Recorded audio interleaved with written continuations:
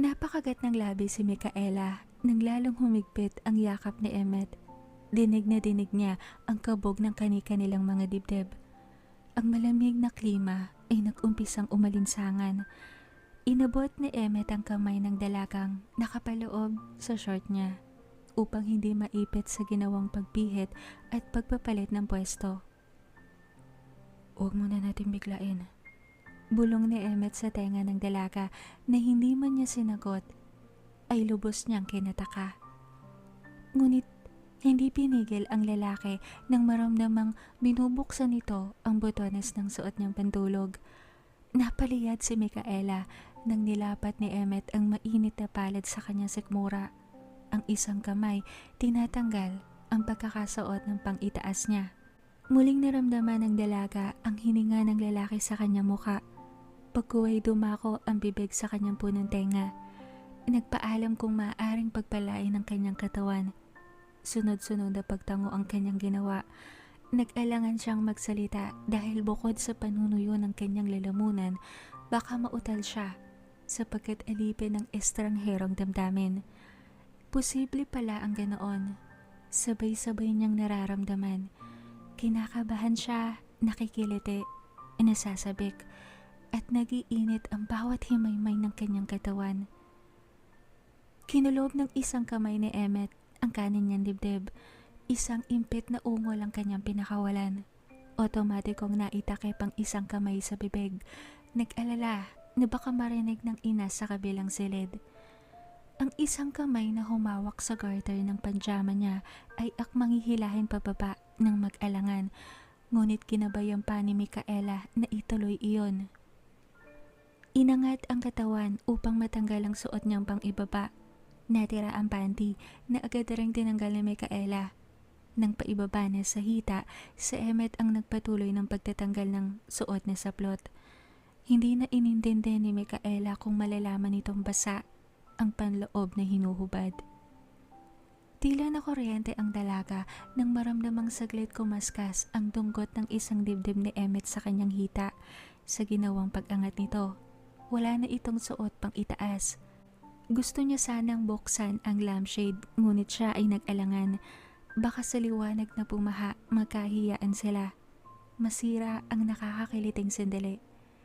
Pinaghiwalay ni Emmet ang mga hita niya. Inaasahan niyang hubad na ito, ngunit hindi. Kumiske sa hita niya ang suot na short nito. Saglit niyang naisip kung anong ibig pakahulugan ni Emmet sa sinabing wag muna nilang biglain. Ngunit nang pinagpala ng lalaki ang bawat dibdib ng dalaga, muli niyang naidiin ang kamay na nakatakip sa bibig. Naghanap ng makakapitan ang isa niyang kamay. Tila kasi huhulag po siya. Ang itaas na bahagi ng headboard ang natanganan niya. Nakakaliyo, nakakapanghina. Iba sumakop ang bibig. Iba yung kiliti ang hatid ng mainit at nanunod yung dila. Kaya nang tumigil ito ay tila nais niyang magprotesta. Ngunit may ginawa ang lalaki. Pinagpatong ang dalawang unang malambot, pinailalim sa ibabang bahagi ng kanyang likuran, dahilan upang umangat ang kanyang katawang nakahiga. Tila napaso ang dalaga nang maramdaman ang hininga ng lalaki sa kanyang puson. Nakagat ng mariin ang ibabang labi nang ang kasalanan naman niya ang pinagpala ng mainit na bibig. Kung maaari lamang na bumao ng pagkakakapit ni Micaela sa headboard, marahil ay nangyari. Lalong nalasing ang dalaga sa halo-halong damdaming umaalipin. Gumapang ang isang kamay, muling masuyong humaplo sa kanyang dibdib. Inaasahan niyang mararamdaman niya pa ang isang kamay nito, ngunit hindi. Wala. Hindi na niya inisip pa. Sapagkat tila saglit siyang pinanawan ng ulirat nang maramdaman ang pilyong dila sa loob naman ng kanyang kasalanan. Dinidiin, naghahanap, sagad, tuwing tila inuulo sa loob. 28 na siya, nakakabasa, nakakapanood ng ilang maiinit na eksena sa libro at telebisyon. Ngunit hindi niya akalaing ganito pala ang pakiramdam kapag mismong nararamdaman na. May kung anong tila naiipon sa kanyang puson na sinasabayan ng kiliti, ng antisipasyon. May nangyayaring inaasahan, ngunit hindi niya naman alam kung ano. Ito na ba yung sinasabi nilang orgasmo? Kahit hindi sa mismong ganoon, sa mismong pag-iisa ng mga kasalanan. Pwede pala yun. Naiiling na nasa sa isip ni Micaela. Sa muling paghagod ng dila paloob ay tila nangisay na ang dalaga. May kung anong bumalong, ngunit kay sarap ng pakiramdam habang ninanamnam ang sandaling iyon. Iyon na ata yun. Kaya pala, masarap naman kasi talaga. Hiniwalay ni Emmet ang mukha sa kanyang kasalanan. Binigyan siya ng pagkakataong namnamin ang sandali. Sa halip, binabad nito ang bibig sa isa niyang hita. Naramdaman niyang doon sumisipsip. Doon ang gigil. Tila nga nararamdaman niya pa ang ipin nitong saglit kumagat. Humihingal na napatingala ang dalaga sa hindi nakikitang kisame. Tila nangihinang napabitaw ang pagkakahawak sa headboard. Bumagsak sa kutso ng mga kamay. Saka lang niya napansing tila may mahinang paggalaw at lalong dinidiin ni Emmet ang pagkakahalik sa kanyang hita. Bago pa siya makabangon, isang mahinang ungol ang pinakawalan ni Emmet. Napakunot noo ang nagtatakang dalaga. Ngunit bago pa siya pabulong na magtanong, naramdaman niyang maingat nitong tinanggal ang nilagay na unan sa ibabang bahagi ng kanyang likuran. Muling lumapat ng maayos ang katawan ng dalaga sa kutsyon. Emmet? Tawag niya sa dilim nang maramdaman tumayo ito. Umalis sa kama, may ilang drawer na bumukas. Naghintay ang dalaga, ngunit nagtataka. Pagkuway muling lumundo ang kamang kanyang kinahihigaan. Hinalikan siya sa pisngi ng lalaki. Napangiwi sa pagkakangiti si Micaela. Kumapit ang amoy niya at nanggamit na feminine wash sa mukha ng lalaki.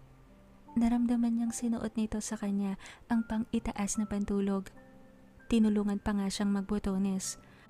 Lito pa rin, ngunit tila siya sinilaban nang inangat nito ang kanyang talampakan. Sinuotan siya ng bagong panty. Ang pagkakangiti ni Micaela ay natuloy sa hagikik na hindi niya mapigilang pakawalan. Bakit?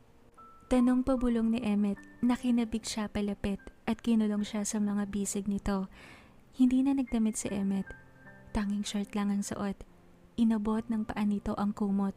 Sumukob sila roon. Hindi umimik si Micaela.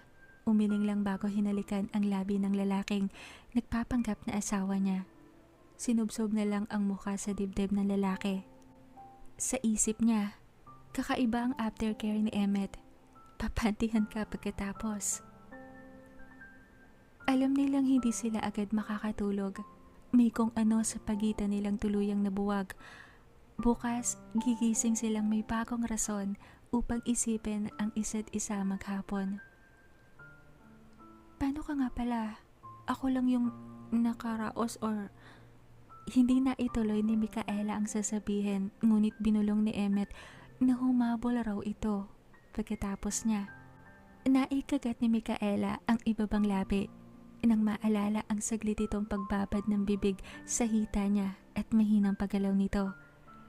Kaya pala hindi niya mahanap ang isang kamay nito kanina. Napangiti ng maluwag ang dalaga bago naisip ang sinabi kanina ni Emmet. Iyon pala ang ibig nitong sabihin na huwag muna nilang biglain. Saglit niyang nahamig ang dahilan sa desisyong ginawa ni Emmet na hindi muna sila mag-isa ng katawan. Baka nga nadadala lamang sila ng sandali. At kung susumahin, wala silang formal na usapan pa o intindihan bago nangyari iyon kanina.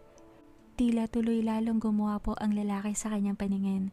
Hindi maiwasang mapalunok ng dalaga. Alam niya, sa susunod na mga araw, bibigay rin silang dalawa. Ngunit sa ngayon, hindi na muna iyon mahalaga. Abala siya sa pagnamnam ng nag-uumapaw na paghanga para sa lalaki.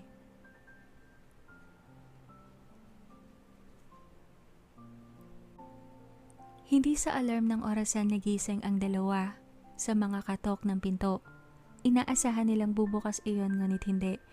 Sinabi lang ni Aling Glenda mula sa labas na magsitayo na sila at baka mahuli pa sa pagpasok. Mula sa pintong kapwa nila pinagmamasdan, animoy may anghel na dumaan sapagkat namayani ang katahimikan.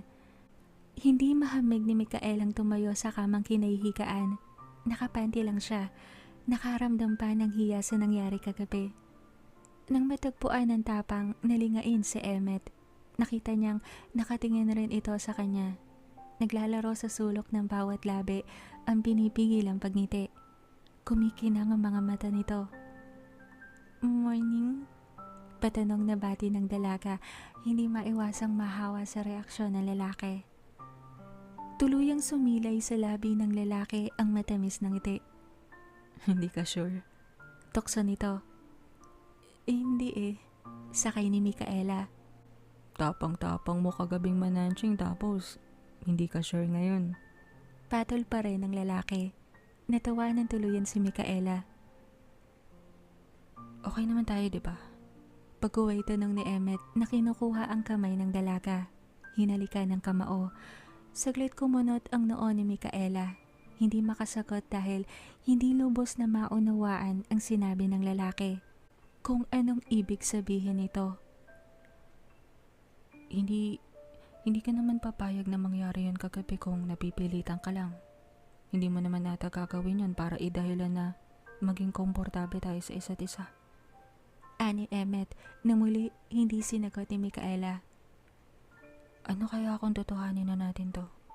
Anunsyo ni Emmet na tuwid na nakatitig sa mata ng dalagang saglit na milog. Sunday ngayon, gusto mong mag-date tayo? Suhestyon ng lalaki na kinangiti ni Mikaela bago tumango ng sunod-sunod. Linggo pa lang ngayon. Hala sige, matulog pa kayo. Ani Aling Glenda mula sa likod ng nakasarang pinto. Nagkatinginan ng dalawa bago sabay na natawa. Si Emmet ang unang tumayo mula sa kama.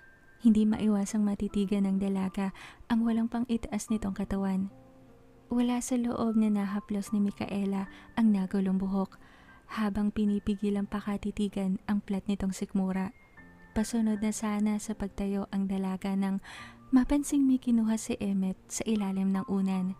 Nanlaki ang mata niya nang makilala ang cotton na tela. Kulay pink ang panty niya. Sorry, lalaban ko na lang. Kunway kaswal na wika nito, akmang tetalikod ngunit pinigilan ni Mikaela. Isang nahihiyang ngiti ang binigay sa hindi makapagsalitang dalaga. Kasi ito yung ginamit ko kagabi nung... Puto nito sa nais sabihin, napamaang si Mikaela. Nung... Ani Emmet pa na minuwestra sa kamay ang kung ano. Ani Mikaela na lang nang mapagtanto ang nais sabihin ng lalaki. Sorry, bukod sa walang available na tissue, ina-turn on ako na gamitin. Basa rin kasi. Kindat ng lalaki na kinapula ng bawat pisngi ng dalaga. Wala na sa silid si Emmet, nakalabas na lahat-lahat at naisara na ang pinto. Ngunit naiwang natitigilan ang pinapamulahang pisngi pa rin ni Mikaela. Hindi niya alam kung bakit siya tila kinilig na natatawa na natitigilan pa rin. Nang mahamig ang sarili, sinikmat niya ang unan at doon impit na tumili. Hindi niya alam kung tili iyon o hagikik. Parang nagahalo na kasi.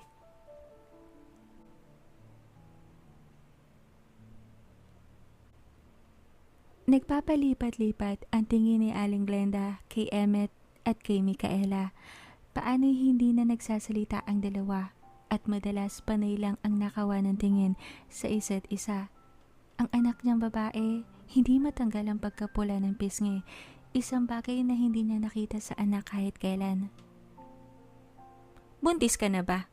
Basag nito sa katahimikan na kinasamid ng dalaga. Tumawa si Emmet, ngunit hindi sumagot. Ma, tanging sabi ng dalaga na binaba ang tasa ng kapeng bahagyang natapon ang laman.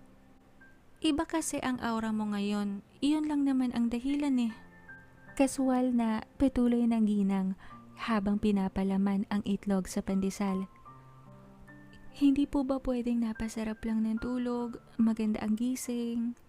Depensa ng dalaga na sa platong may sinangag at tusino tinoon ng mata. Yan ang isa sa mga advantages ng solo nyo ang lugar. Makakagalaw kayo na maayos, makakatulog kayo na mahimbing.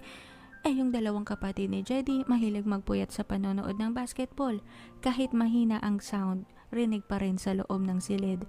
Hindi maigi sa inyong pagod sa trabaho. Ani Aling Glenda pa na humigop ng kape. Nga pala mga hapon ho, lalabas kami ni Micaela. Sandali lang ho kami. Paalam ni Emmet sa ginang na tumango-tango. Sinabing sumigil lamang sila, ngunit humiling na magluto ng kare-kare sa tanghalian. Nakaramdam ng panunubig, nag-excuse si Micaela, tumungo sa CR, naiwang nag-uusap ang lalaki at si Aling Glenda. Pagpasok sa CR, bumuglaw agad kay Micaela ang panty niyang maayos na nakahanger sa rod ng shower curtain. Hindi niya maiwasang mangiti ng maluwag. Nang hinubad ang panjamang suot at umupo sa toilet bowl, napansin niya ang namumulang hiki sa itaas na parte ng kanyang hita.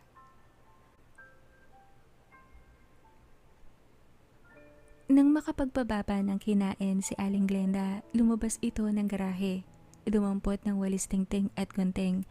Nang tanongin ni Micaela, sinabi nitong babawasan ang ilang damong ligaw sa likod bahay. Titignan kung anong halamang paso ang nababagay sa paligid. Hindi na kumibo si Micaela. Isa sa mga hilig ng kanyang ina ang gardening. Marami silang halamang orchids na nasa probinsya. Malamang kapag ito ay nakauwi at bumalik, siguradong magdadala ito ng orchids upang itanim sa malawak nilang bakuran. Bumalik siya sa loob ng bahay, naabutan niya si Emmet na papasok sa loob ng kanilang silid. May kung ano sa kanya tila nag-uudyok na sumunod sa nagpapanggap na asawa, ngunit pinigilan ni Micaela ang sarili. Tanghaling tapat, nakakahiya sa nanay niya. Tuloy-tuloy na lang siya sa lababo, nag-urong na siyang gagawin niya talaga kasoy na kuryoso kung saan pupunta ang nanay niyang lumabas. Saglit niyang naisip si Jedy. Linggo ngayon, day off nila. Ano kayang ganap nito ngayong araw? Ilang block lang naman ang layo ng bagong inuupahan nila sa dating apartment. Napatingin siya sa tirek na sikat ng araw sa labas. Tinatamad siyang tumungo roon. Isa pa, naisip niya saglit si Jay. At ang iisipin ni Emmet kung malalaman nitong tutungo siya kay Jedy. Gantong may intindihan na sila, baka magselos ang lalaki. Psst.